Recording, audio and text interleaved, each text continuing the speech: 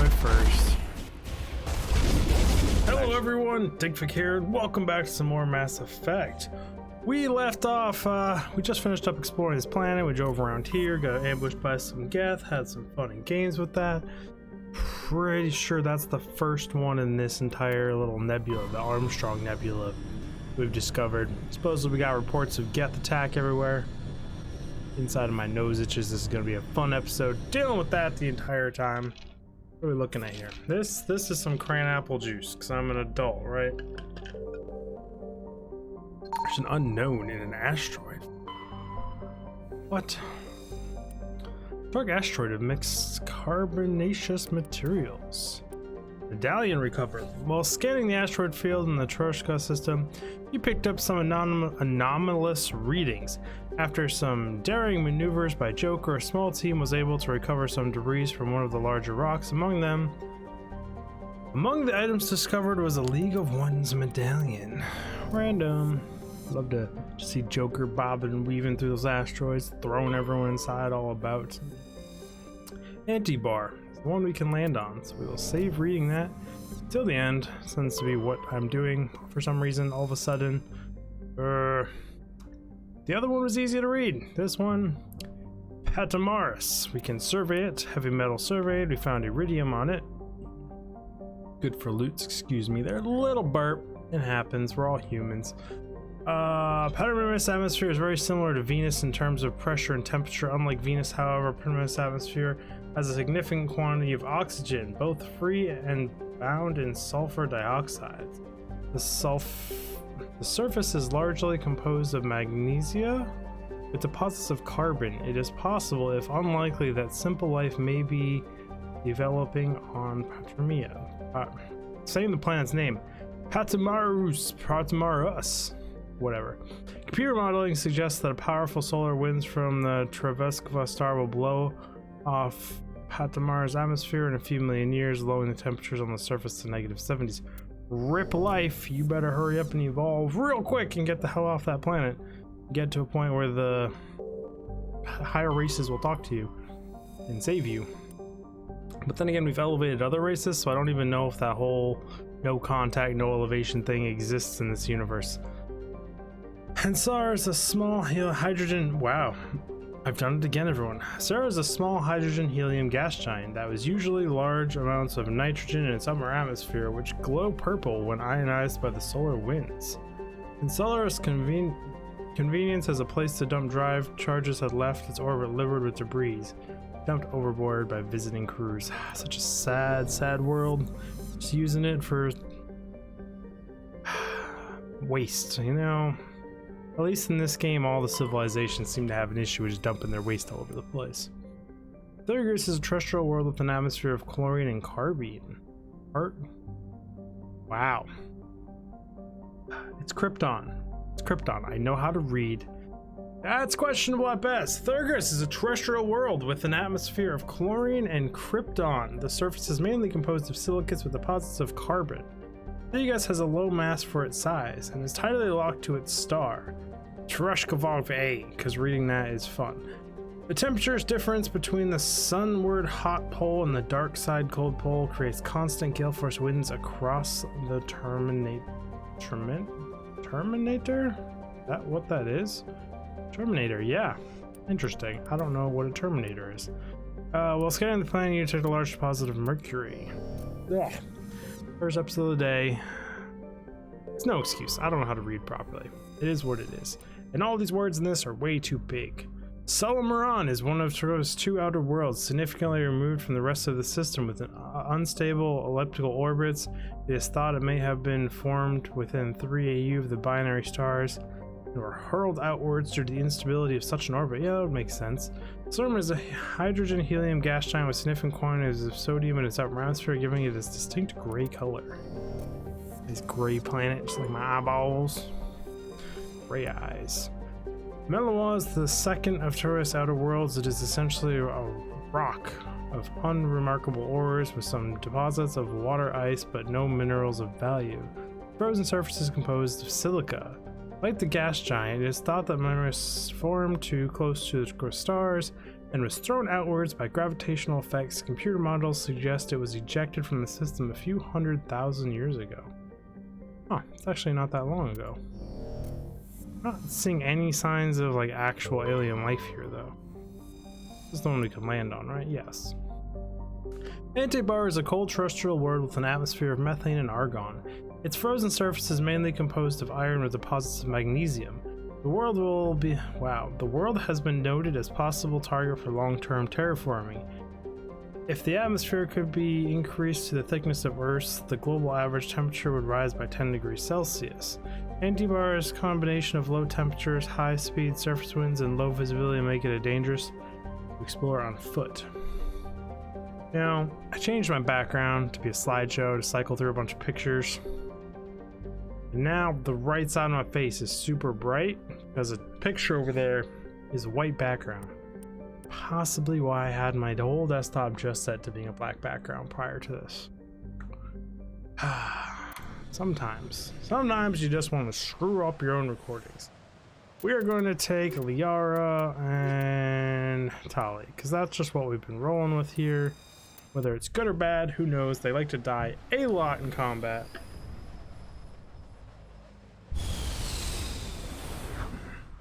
I'm drinking that so much because it's like keeping me awake. For whatever reason, like 20 minutes before I started recording, I got so freaking tired. I was yawning my head off and I had to slap myself a bunch, went for a short walk to try and wake myself up. So bad. Let's head straight over to this question mark to begin. Then we'll head down and around, I think.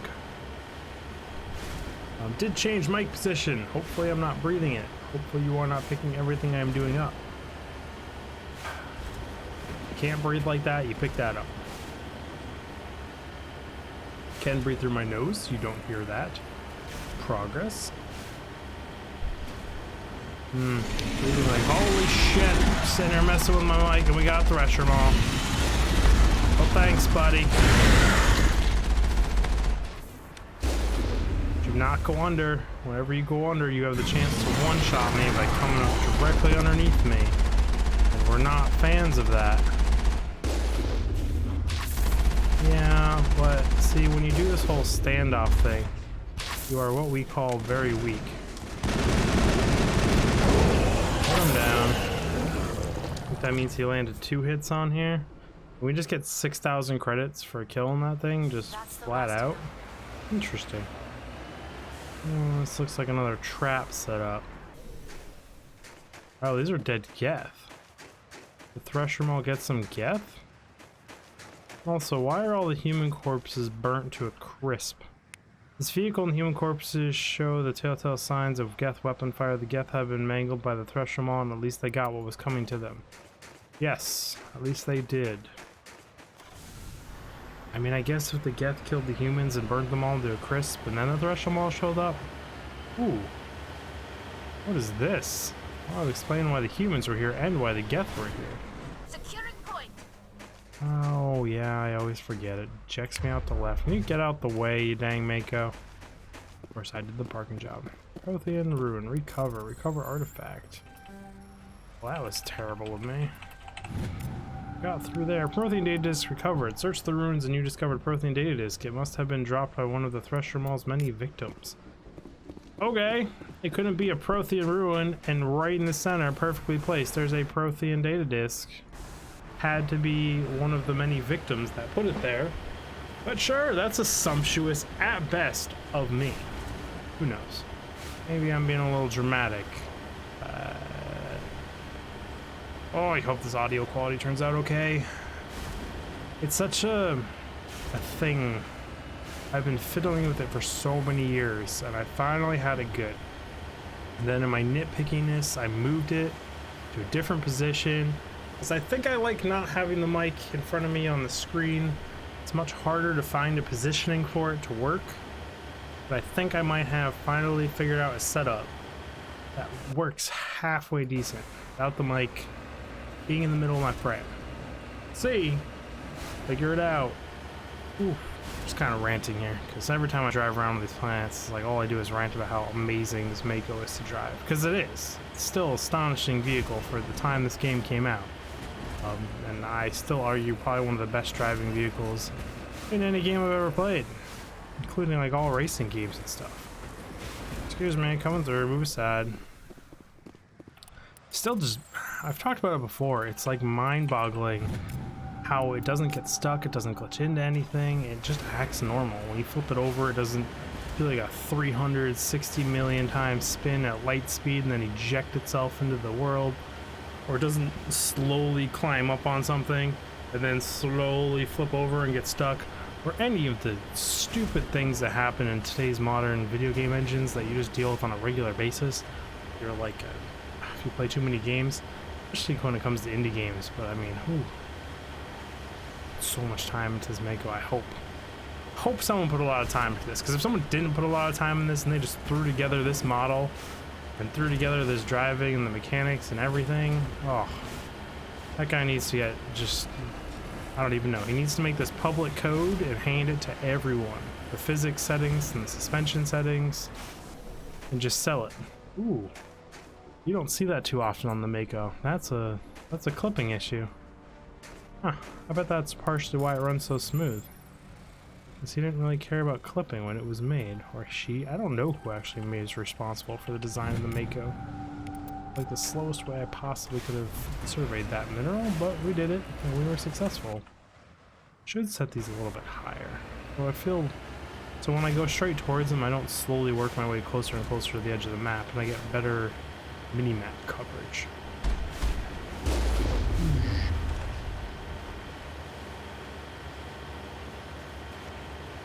Literally just testing my breathing here. Pardon me, just staring upwards at my OBS while recording a Let's Play video that I'm supposed to be super entertaining for, and yelling and screaming and super excited about every little thing. Yeah, still don't think that could ever be me. Try to put a little bit more energy into the videos, but I'm never gonna be Mr. Yelly Screamy. I love all these images I have saved. Should share them all at some point. Kind of leave it like this for a few hours, because I do have also a nice collection of probably not the safest pictures to show on stream. Lots of pretty little ladies in them. So I have filtered my like 6,000 pictures out from each other to hopefully separate safe from unsafe. And it's just not worth the risk having them on stream. I'm gonna have to go through it again just to make super sure. Let's head over this ruin. Busy just talking about random things going on my PC, not even in the game. I don't have that many factoids. Other than that, sun looks really freaking cool.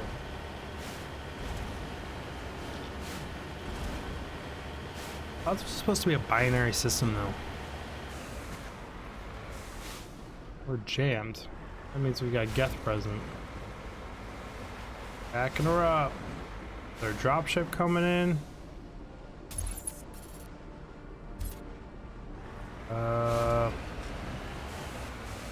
We got signal jammers. No Geth spotted. Could be imminent from this thing. Maybe it's the next military satellite. Got ourselves a little bit of a cover spot here. Work the Mako. Begin decrypting this thing. Oh, this is complicated. This is like harder than those nukes we were decrypting. Wonder what's in this thing. Shield modulator and tungsten rounds.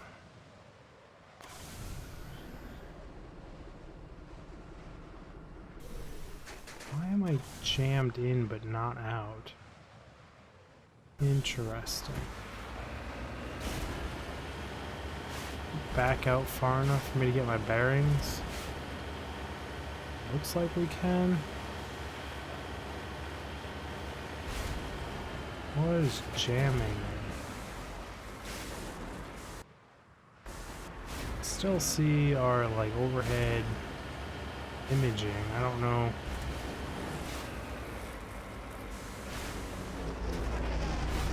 That's a Geth dropship.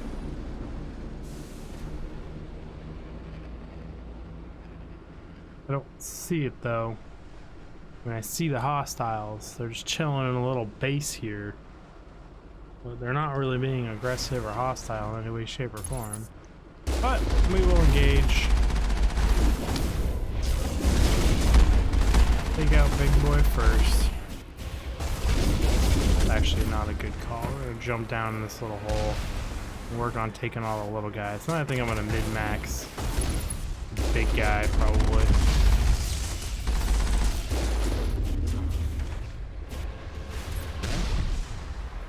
So big guy can't hit me, so I don't actually have to worry about that. These are all just sniper rounds and stuff. Picking me apart. Suppressing fire you till the cannon's reloaded. That should just leave big guy, right? Yeah. Are doing the shoot through shields rounds. Oh, you just got nailed, bro. And like, there's no excuse for that. Like, you can see that coming from a million miles away. Like, just move out the way. Spray and pray. We're gonna spray and pray.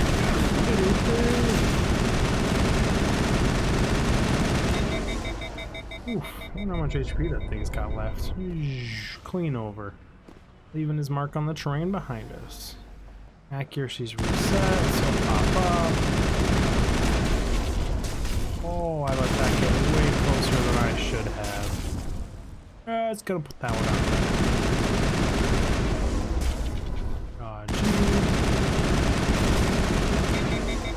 Okay, I'm gonna go down there and actually see what. Oh, we still got dudes left all over the place here. Ooh, I let him get a direct hit. And that didn't hit what it was supposed to hit either. I mean, I hate games where your camera angle affects where the gun's shooting so much. It's like you gave me an aimer, I used it. Oh shit, that thing's moving. Okay, yeah, we're in trouble here. Yep, saw that coming from a million miles away. The second that first shot hit and I was stuck down there and I didn't hit the repair key, but hitting the repair key would stop us dead in their path. Shit. And I think last save was touchdown on planet. Well, shit. Well, fuck it. Drive straight out to the threat, remove the threat, and then move on with our lives. This is what you get when you min-max and you play stupidly. Oh, it's embarrassing. I hate mess-ups like that and shit on stream. You're supposed to look pro, but we're all human. We all fuck up.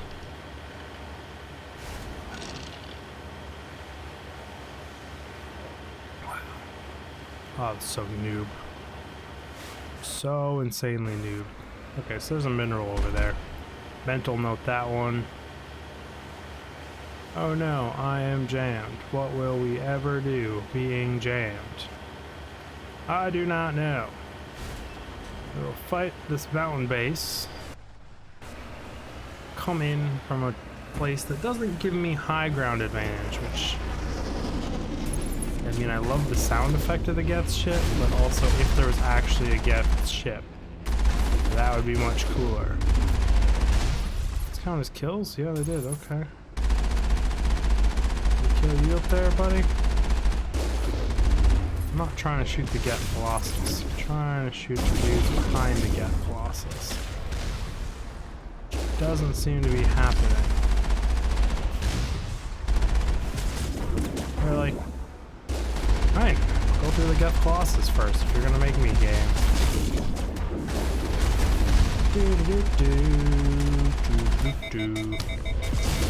Jump over that thing. Yeah, that's right, everyone. You know me. I'm trying to min-max the Colossus still, even though doing it costs me a life and some of my gamer street cred. Everybody out.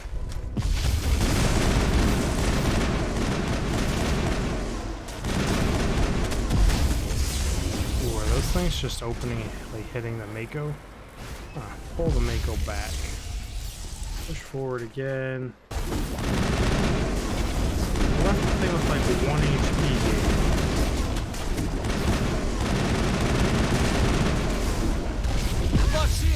Oh, that hurt. Okay, back in this thing. Regen its shields completely? No, it didn't regen its shields at all. Whatever. Take it out, not on foot. Sick of that thing making me look like a... Oh, they're through shields. Oh shit, oh shit, oh shit. What is the repair button? R? That would make sense, right? But it's not. E, tab, Q, E, R, F, T, G. All targets down. Caps lock. Keep hitting Q, and that keeps pumping me out. So it's not Q, E, F, T, G, B. G, V? I think it's G. Or it was B. I don't know. We'll never know.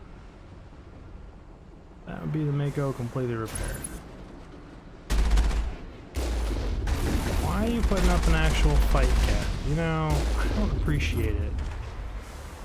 Pretty little M35, and you guys just have to fuck up everything you see.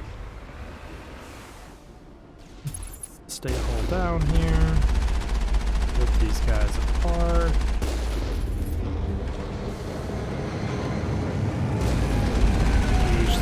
Drop ship, probably be safe to. Well, I mean, I'm hull down here. At least I feel hull down here.